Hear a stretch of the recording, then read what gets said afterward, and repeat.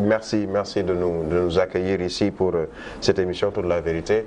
Je le disais à l'entame de l'émission, la grande mosquée Massalikul Jinan inaugurée ce vendredi, double victoire de l'islam, puisque cette mosquée a permis déjà de réaliser un vœu de toute la communauté islamique et surtout de votre grand-père, Cheikh Ahmadou Bamba, mais également une victoire sur la médisance des uns et des autres. Comment appréciez-vous cet événement religieux, politique, social, grand événement de la mosquée?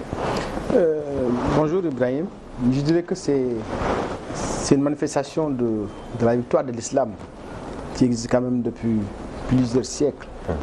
Puisque l'islam a triomphé depuis le prophète Mohammed sallallahu alayhi wa sallam. Et donc il y a eu une continuité avec les pôles qui sont venus après lui, dont Cheikh Ahmadou Bamba. Et ceci quand même est le triomphe de l'islam, de toute la Oumma islamique. Mais c'est aussi le triomphe de tout le Sénégal. Parce que ce ne sont pas seulement les musulmans qui sont retrouvés à travers l'inauguration de cette mosquée.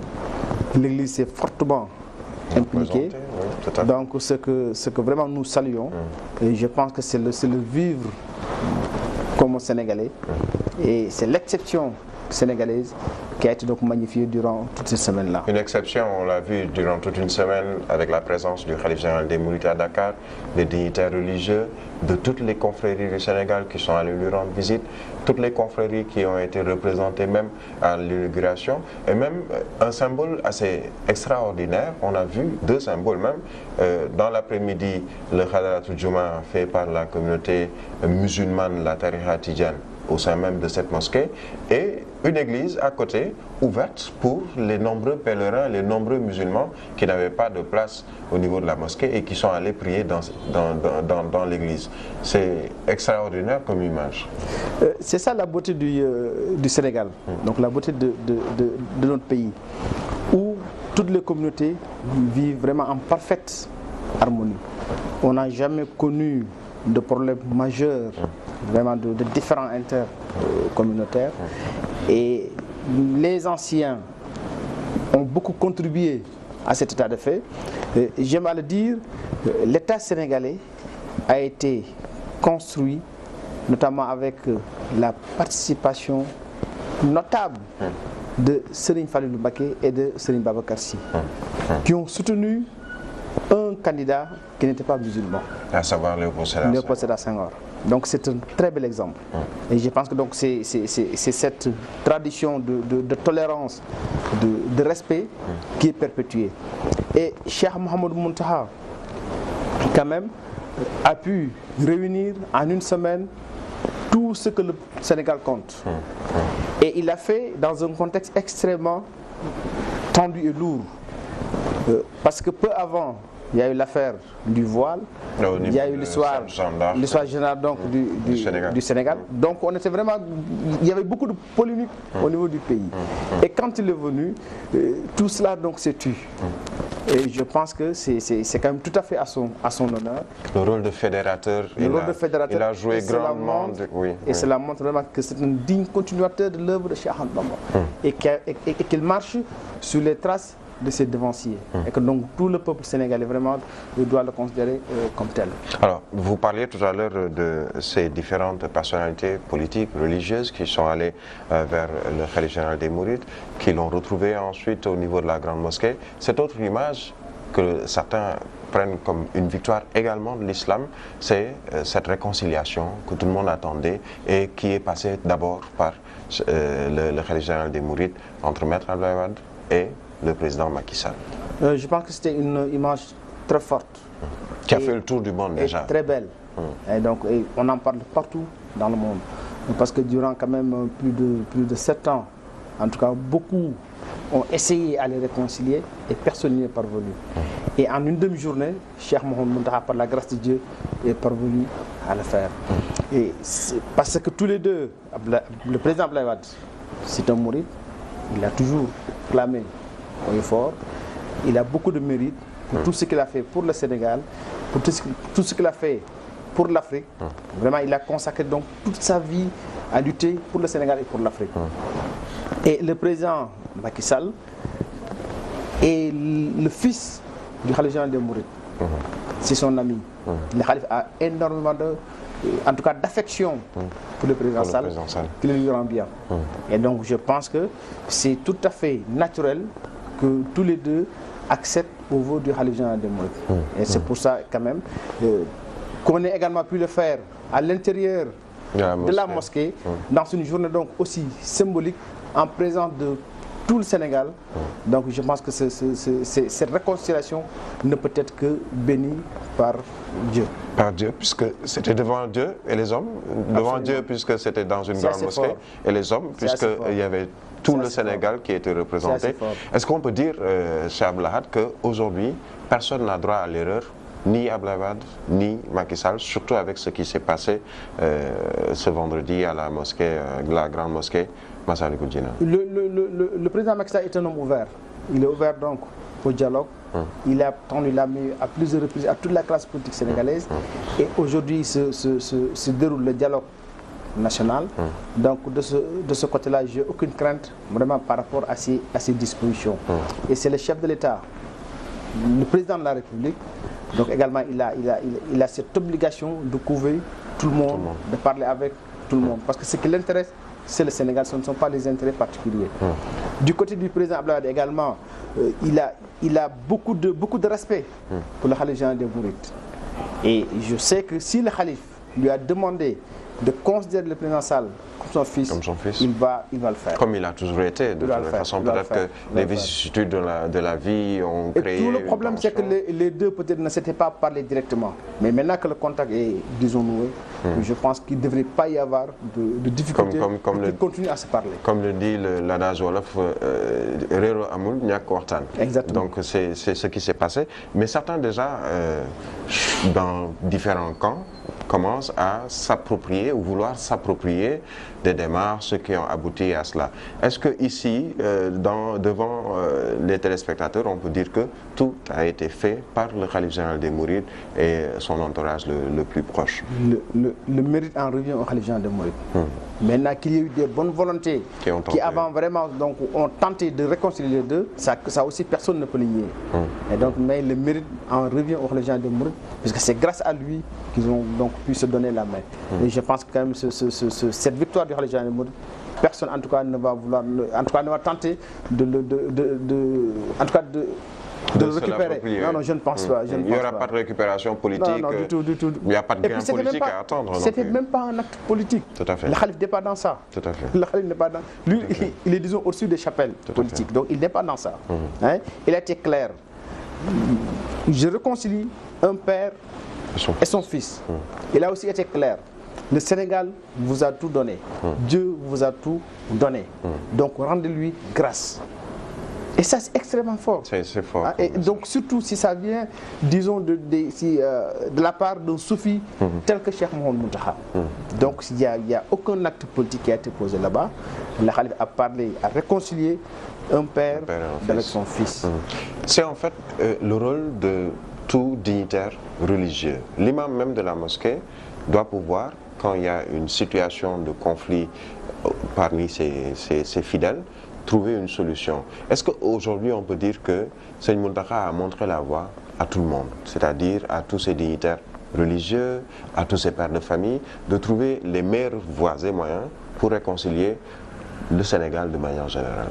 Mais ça a toujours été, disons, l'exercice favori de l'ensemble des religieux. Peut-être la réconciliation d'hier est tellement spectaculaire, visible, et donc tout le monde en parle de cette façon. Mais je pense quand même que tous les jours, il y a des actes de réconciliation donc, qui se font dans les autres familles religieuses. Et ça s'est fait également en présence de Pape Malick Sy, donc le porte-parole donc des Tidjanes. Et en moment même, le Khalife l'a pris à témoin.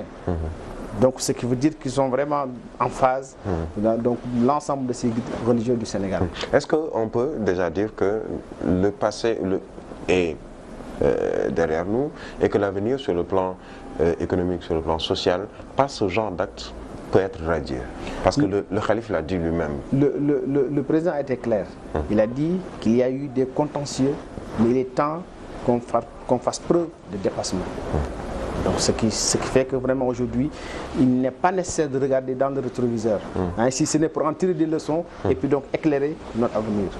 Je pense qu'avec l'acte qui a été posé hier par la Khalife générale des Mourides, qui a salué presque à l'unanimité par tout le peuple sénégalais, je pense que c'est un nouveau départ extrêmement important pour notre pays. L'heure de taire les querelles, mais il y a eu également une absence remarquée, celle de Khalifa Ababacar Sall. Vous avez suivi, en tant que Sénégalais déjà, ce dossier depuis un certain temps. Beaucoup ont tenté même, à travers une pétition, de le faire sortir de prison et demander une grâce pour l'ancien maire de Dakar, qui a été l'un également des premiers à être à Massalikul Jinane en tant que maire de la capitale sénégalaise. Cette absence, vous l'avez remarqué et ressenti? Cette délégation était présente. La mairie également, à travers Madame le maire, voilà, donc, a contribué et puis donc également parti faire ses ziyares au niveau du Khalife général des Mourides. Donc je pense que sa famille politique l'a très bien représentée. Mais ce qui est important, c'est que les gens puissent, disons, renouer donc le fil du dialogue et peut-être au bout du compte, et je pense que ça va être une réconciliation pour l'ensemble du peuple sénégalais. Donc il est partie prenante de ce dialogue. Khalifa Ababacar Sall hors de prison, c'est également un de vos souhaits?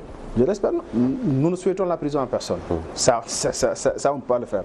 Donc nous souhaitons que tout le monde recouvre la liberté, mais aussi il faut pas oublier que le président de la République a l'obligation de respecter la charte nationale. Donc le Sénégal a des institutions. Avec la séparation des pouvoirs. La séparation des pouvoirs. Donc tout cela également, c'est tout un arsenal, en tout cas, dont il faut tenir compte. Mais je pense que ce qui est important, c'est que nous soyons patients et que les gens puissent se parler en toute responsabilité et au bout du compte, c'est le Sénégal qui va gagner, Inch'Allah. Vous êtes ministre conseiller, je le rappelais à l'entame de l'émission, mais vous êtes également politique.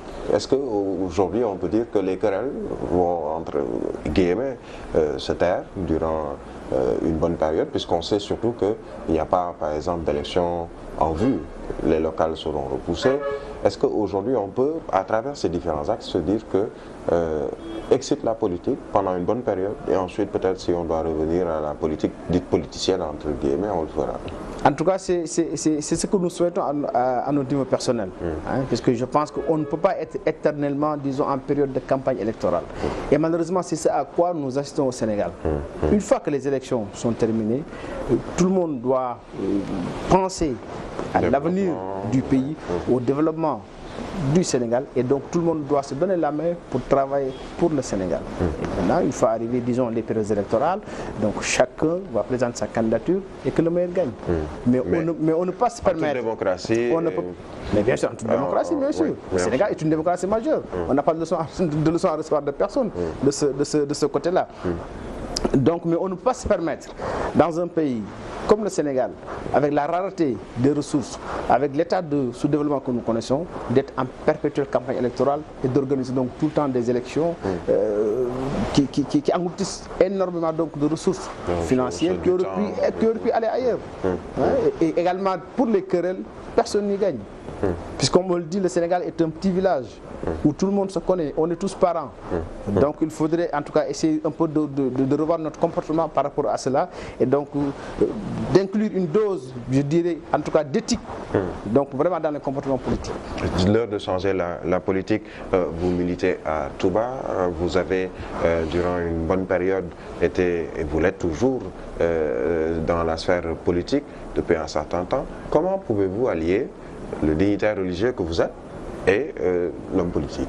Moi, je ne suis pas dignitaire religieux, moi, je suis talibé. Moi, j'ai jamais entendu dire. Mais moi, je suis talibé. Quand même à des talibés. C'est la énième fois que je vous le dis. Et ça, je vous le disais bien avant que je ne sois dans la politique. Donc, moi, je suis un talibé. Donc, vraiment, je ne réclame que cela, en tout cas dans les milieux religieux. Mais de par le nom, on ne peut pas aujourd'hui ne pas parler de Cheikh Abdoul Ahad Mbacké et juste le limiter à un talibé, puisque vous avez également des gens qui sont vous savez, chez nous, les mourides, donc Serigne Touba a tranché ce débat depuis très longtemps. Quand il a appelé Serigne Maud Moustapha, Serigne Falilou, Serigne Massamba, son neveu, pour leur dire que ce qu'il y a ici, j'ai pas de fils, j'ai pas de frère, j'ai pas de demi. Donc je n'ai que des talibans. Et moi vraiment je m'inscris dans cette logique-là. Ça c'est vous dire.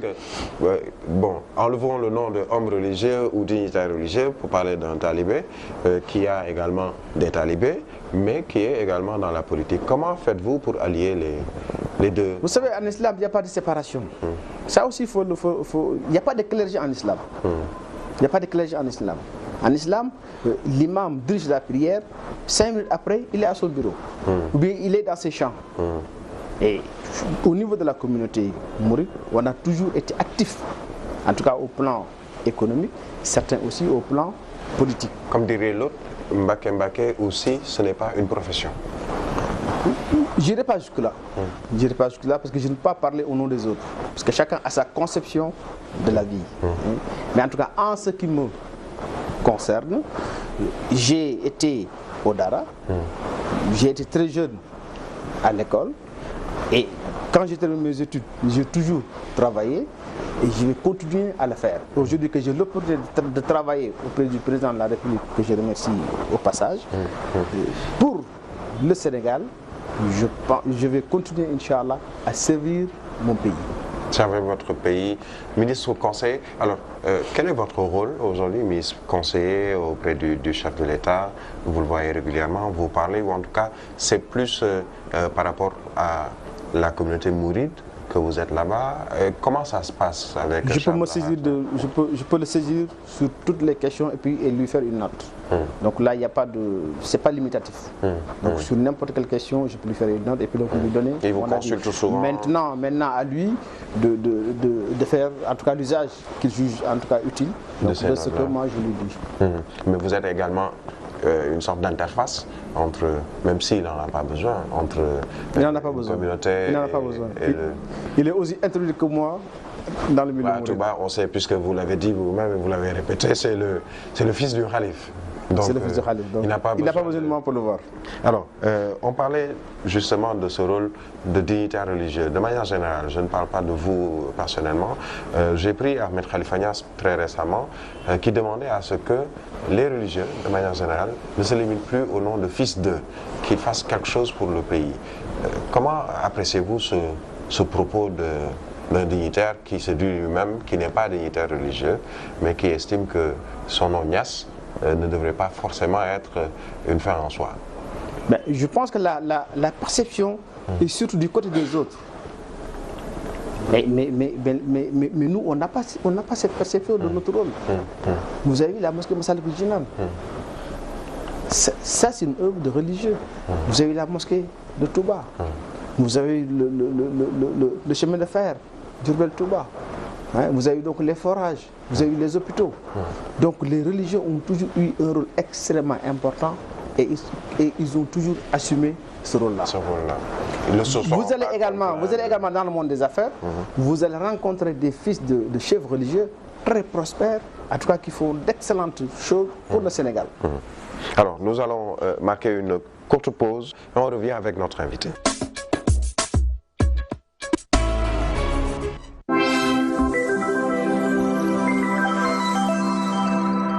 microbe yaa ngi fépp te kenn mënu leen gis saa bu ñu joxe loxo di nuyoo mbaa ñu laal ay objet wala sax lekk yu ñuy jënd ci mbedd bi yenn saay nag ndox ak saabu ngir raxas suñuy loxo du ñu jege. heureusement am nañu Cetigel benn goutte rekk lépp set soxlawul raxas taamu leen tey di jëfandikoo Cetigel. Cetigel gel désinfectant antibactérien la di dindi ba ci 99% microbe yi bët mënula gis. Cetigel dafa pratique ak butéelam boobu ànd ak pompe bi. Cetigel dina la garantir loxo yu set te sell ci situation ba mu mënti doon. Cetigel pur et propre.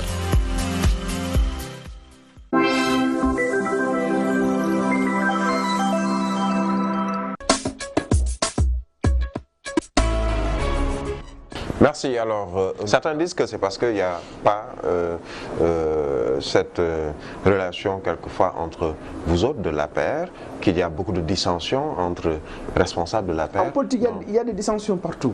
Ça, vous le savez mieux que moi. Ça, vous le savez. Donc, bon, mais quand il y a des faits, les gens donnent, voilà, chacun donne ses explications. Mais il y a des dissensions. Même au sein de l'opposition, il y a des dissensions. La preuve, beaucoup de responsables du PDS ont quitté. Voilà, ce ne sont pas les dissensions qui sont à l'origine. Du tout. Ça, c'est la propriété de Wade. Je l'avais dit, personne, voilà, certains n'étaient pas contents, mais c'est ça la vérité. Est-ce que votre rôle n'est pas difficile, vous, chez Abdoulaye Mbacké Gaïndé Fatma, de devoir faire face à Maître Abdoulaye Wade ou c'est un challenge. C'est pas parce que c'est difficile que je dois abandonner.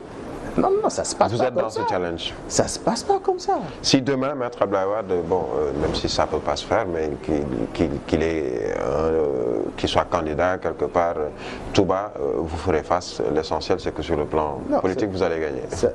Non. C'est votre challenge. Qui va gagner, ça c'est Allah subhanahu wa ta'ala qui va le déterminer. Donc maintenant, le Maître Abdoulaye Wade n'est pas mon adversaire. Il est plus. Le PDS, pardon, le PDS. Wade n'est l'adversaire de personne. C'est un ancien chef d'État. Et à ce titre, il a disons, un rang et un rôle à jouer pour le Sénégal.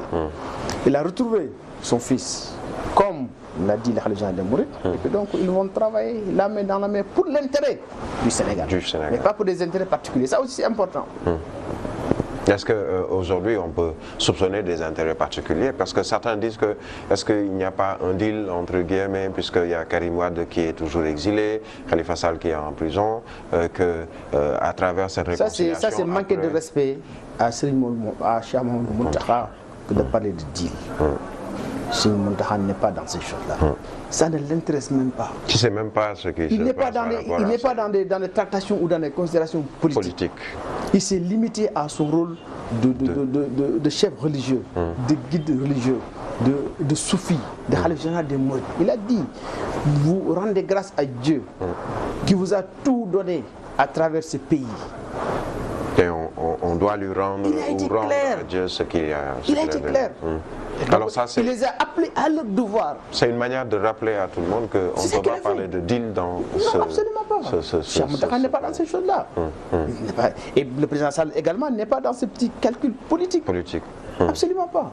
Alors, on va clore cette page politique pour parler de ce qui va également réunir, comme on l'a fait ce vendredi à Massalikul Jinan, toute la communauté musulmane, à savoir le Grand Magal de Touba. Je le rappelle, vous êtes également président de la commission communication du Magal de Touba. Chaque année, on se rend compte qu'il y a en plus dans le Magal, sur le plan des panels qui sont organisés, sur le plan économique, sur le plan, je veux dire, social, entre autres. Quels seront peut-être ce qu'on pourrait attendre de ce Magal en plus? Oui, depuis une dizaine d'années quand même, bon, on a fait des avancées notables au niveau de l'organisation du Magal. L'organisation c'est vraiment professionnalisé. Et ça aussi quand même faut le souligner. Et c'est tout à fait à l'honneur de Serigne Bassirou Abdou Khadre, qui est quand même le président du comité d'organisation, avec un coordinateur et différents présidents des commissions. Voilà, de commissions. Nous, au niveau de notre commission, c'est le volet scientifique qu'on a toujours privilégié, avec l'organisation de colloques, le symposium. On a organisé également ici une semaine. Parce que c'est une commission, je le rappelle, commission communication, culture et communication. Voilà, donc c'est la commission culture et communication. Et comme je le disais, donc on a toujours privilégié donc ce volet scientifique. Parce qu'on s'est dit que le Magal doit être le prétexte pour vulgariser les enseignements de Cheikh Ahmadou Bamba. Et Cheikh Ahmadou Bamba, et fort heureusement d'ailleurs, il a énormément écrit. Donc c'est relativement également facile de vulgariser cette œuvre-là en allant puiser dans ce qu'il a écrit pour que les talibés puissent être en tout cas guidés sur la bonne voie. Et c'est ce que nous tentons de faire avec l'ensemble des oulémas de la communauté, dont la plupart sont au sein de Rawdu Yahin, mais on ne travaille pas seulement quand même avec eux. Et chaque année, tout un programme est concocté pour les talibés.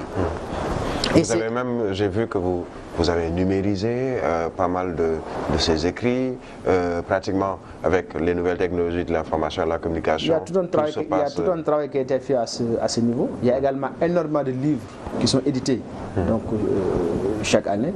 Et je pense que c'est des pas considérables qui ont été, en tout cas, qui ont été franchis dans la vulgarisation de l'œuvre du Cheikh.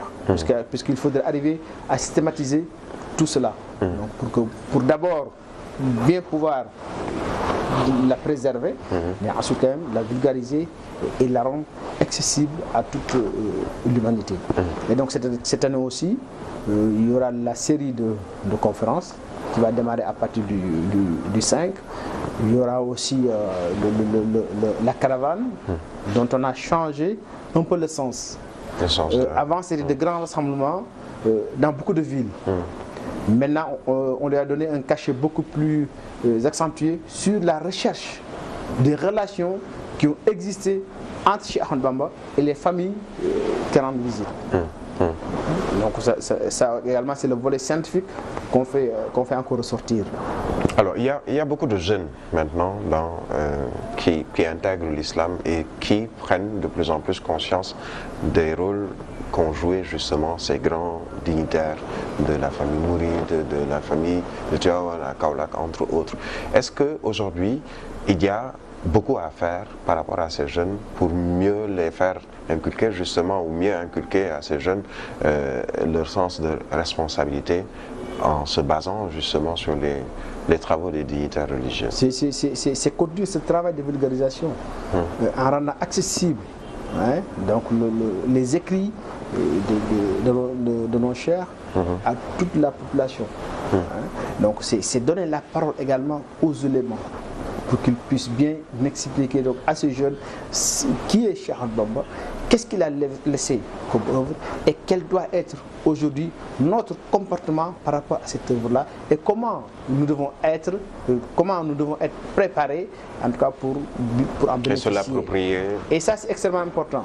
Donc et c'est ce travail-là que nous faisons. Et nous ne le faisons pas seulement durant le Magal. Moi je suis impliqué dans l'organisation du Magal, mais même après le Magal, il y a des gens qui continuent à le faire durant toute l'année. Vous voyez tous les daïras qui sont dans les écoles et qui chaque année organisent donc des journées chez Al-Bamba au niveau des écoles, au niveau des universités. Donc il y a tout un travail vraiment d'enseignement scientifique vraiment qui est en train d'être fait et qui va donner quand même ses fruits, Inch'Allah. Le talibé, finalement, ce n'est pas seulement scander les noms de Dieu ou relire les khasaïd de Cheikh Ahmadou Bamba, c'est également s'impliquer dans la vie active, dans la vie sociale. À la mesure de ses possibilités. Puisque ça, c'est le volet khidma dont on fait allusion. Donner donc de son temps à la communauté, être au service de manière bénévole, exclusivement pour la face de Dieu, au service de la communauté. Ça aussi c'est un aspect extrêmement important parce que tout ce que nous le faisons donc de manière bénévole et avec des bénévoles. Et avec beaucoup d'abnégation.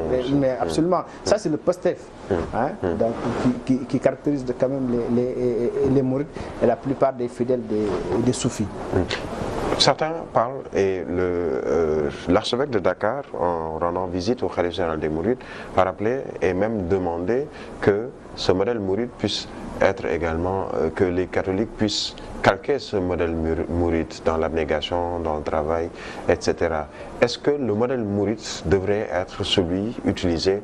Certes, nous sommes dans un pays laïque où il y a des musulmans, il y a d'autres religions également révélées, mais est-ce que le modèle mouride devrait être le modèle, comme le scande par exemple Cheikh Ahmadou Kara qui demande à ce que l'on retourne aux enseignements de Cheikh Ahmadou Bamba pour, sur le plan économique, refaire le Sénégal et même sur le plan du développement? Moi je crois plutôt en l'incarnation du modèle mouride en chacun d'entre nous. Si chacun d'entre nous adopte ce modèle, si ce modèle transparaît, en tout cas dans nos relations avec nos semblables au sein de la société, culte du travail, les relations, ce modèle finira forcément par s'imposer et ça ne sera qu'au bénéfice quand même de la nation sénégalaise. Mais il peut être quand même dangereux de vouloir l'imposer dans un pays où chacun est libre de croire en ce qu'il veut, donc où chacun peut-être également a ses traditions. Donc je pense que, mais ce qui est important, c'est que par l'exemple, que nous montrions la voie à l'ensemble des Sénégalais pour leur dire qu'il est possible de développer notre pays à force de foi, d'abnégation, de sacerdoce, de sacrifice et également de croire en nous-mêmes. Parce que c'est en cela que Cheikh Bamba quand même nous invite.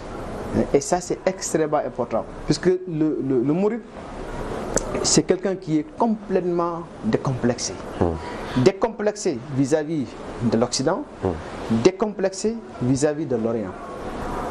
Donc c'est quelqu'un d'authentique qui croit en Cheikh Ahmadou Bamba et qui a des croyances extrêmement fortes et qui a un viatique qui vient du Cheikh et qui également est conscient en tout cas de ses responsabilités dans la société, de ses responsabilités également vis-à-vis de Dieu, mais aussi de ses responsabilités vis-à-vis de son prochain et vis-à-vis de lui-même.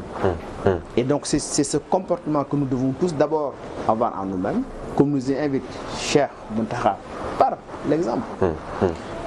Tout dernièrement, il a réuni toute la communauté en présence du chef de l'État pour faire des interdits à Touba. Quelques semaines après, à la Tabaski, il a repris la parole en disant que ce que je vous avais interdit, j'ai vu que vous l'avez respecté. Et c'est ça qui est important. Aujourd'hui, vous allez à Touba, ce sont les commerçants eux-mêmes qui s'interdisent certaines choses. Non, ils ont renoncé à vendre des produits d'éclaircissement de la peau. Tout ce qui a été listé. Ils refusent de vendre les mèches naturelles. C'est ça qui est important. Nous ne devons vouloir rien imposer. Mais en tout cas, par notre comportement et de manière pédagogique, montrer la voie aux autres. Montrer la voie par le comportement, c'est Abdoulaye Mbacké Gaïndé Fatma. On voit certains ici à Dakar même qui se revendiquent mourides, entre guillemets, mais qui ont un comportement plutôt défiant et déviant de la société. Je ne vais pas en citer, qui sont habillés pratiquement en loque ou en quenille, qui agressent pratiquement les gens pour demander de l'aumône au nom d'un tel serigne ou guide religieux. Quel est le sentiment qui vous anime quand vous regardez? Êtes-vous sûr que ce qu'on lui donne, il va l'apporter au guide dont il se réclame? C'est ça la première question. Ah, voilà. Ou comme donc, tu vois, donc le comportement de chacun d'entre nous, en tout cas chacun de nous est responsable de son propre comportement. Il ne faut pas voir quelqu'un avoir un mauvais comportement et l'imputer à un guide auquel il se réfère et dont vous n'êtes pas sûr que c'est lui qui l'a envoyé. Tout à fait. Et je suis sûr que même qu'ils ne les ont pas envoyés. Qui se revendiquent d'une certaine communauté ou qui sont très souvent avec... non, vous savez partout où vous allez, il y a des... Voilà. Les brebis galeuses. En tout cas, vous voyez ce que je veux dire. Mais en tout cas, certains guides que je connais bien et dont des personnes se réclament ne les ont pas envoyés faire cela. Il y en a même un que je connais bien. Écoutez, il a défriché des champs. Bien sûr. Il les a amenés là-bas. Et aujourd'hui, qu'est-ce qu'ils font? De l'agriculture et de l'enseignement coranique et l'enseignement des sciences religieuses. Finalement, on les a récupérés. C'est ce que fait tout le temps chez Al-Moukara dont vous avez parlé tout à l'heure. Donc, quand même, ils ont un rôle extrêmement important dans la société. Vous êtes ministre conseiller, je le rappelais. Il y a un débat sur les ressources naturelles, le pétrole, le gaz, le fer. Comment appréciez-vous ce débat qui a cours depuis un certain temps? On ne peut pas l'interdire au Sénégal, parce que nous sommes dans un pays démocratique, libre, où quand même chacun, en tout cas, peut se faire, doit même émettre ses propres opinions. Mais nous avons aujourd'hui la chance de découvrir donc ces ressources naturelles au Sénégal, et je crois que nous devons faire extrêmement attention. Ce sont des ressources qui ne doivent pas diviser? Ça doit plutôt unir. Donc moi je ne crois pas à la malédiction du pétrole, comme on dit. Non, le peuple sénégalais est assez grand. Le peuple sénégalais est assez mature, assez averti pour en bénéficier, en tout cas tout en chassant tout ce qui est, disons, inconvénient lié à cela. Mais il y a aussi beaucoup de contre-vérités. Il y a énormément donc de contre-vérités. Et malheureusement aujourd'hui, les réseaux sociaux constituent un réceptacle de fake news. Et beaucoup de gens n'arrivent pas à faire la différence entre la bonne et la, disons, mauvaise information. Mais ce sont des vérités ou contre-vérités qui sont relayées par des hommes politiques. Ousmane Sonko qui revient des chiffres... Regardez par exemple pour ce qui concerne Total. Qu'est-ce qu'on n'a pas dit sur un des blocs qu'on lui a donné?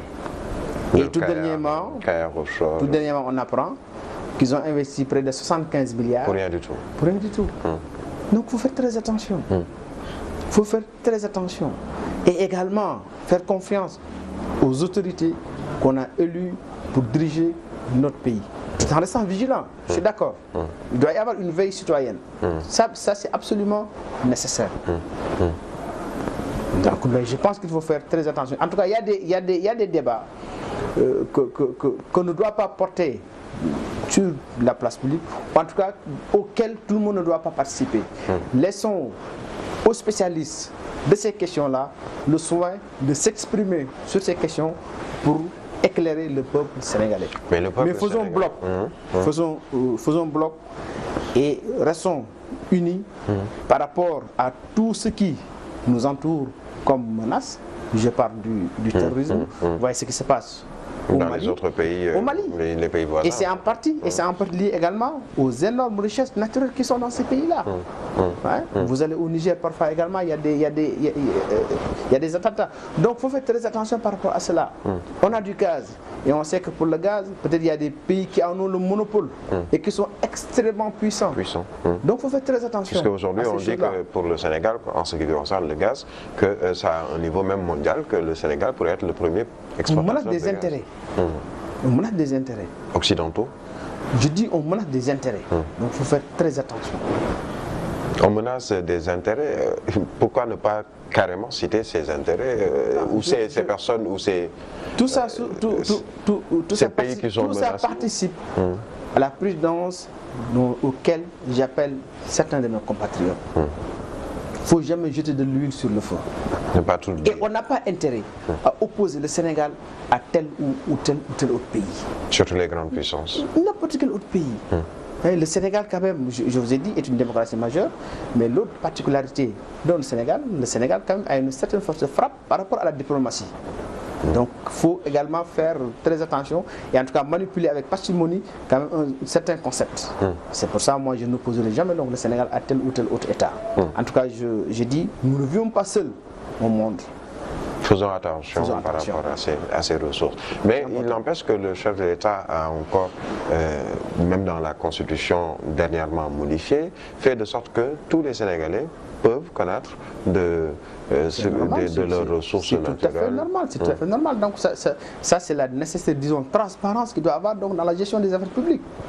C'est tout à fait normal. Et ça peut nous éviter beaucoup de conjectures. Et donc ça, c'est à saluer. Alors, nous allons peut-être terminer très rapidement sur la dernière question. Votre appel à l'endroit justement des fidèles par rapport à ce Magal qui arrive à grands pas. C'est d'abord, en tout cas, rendre grâce à Dieu avec l'ensemble des fidèles pour ce qu'on a pu réaliser.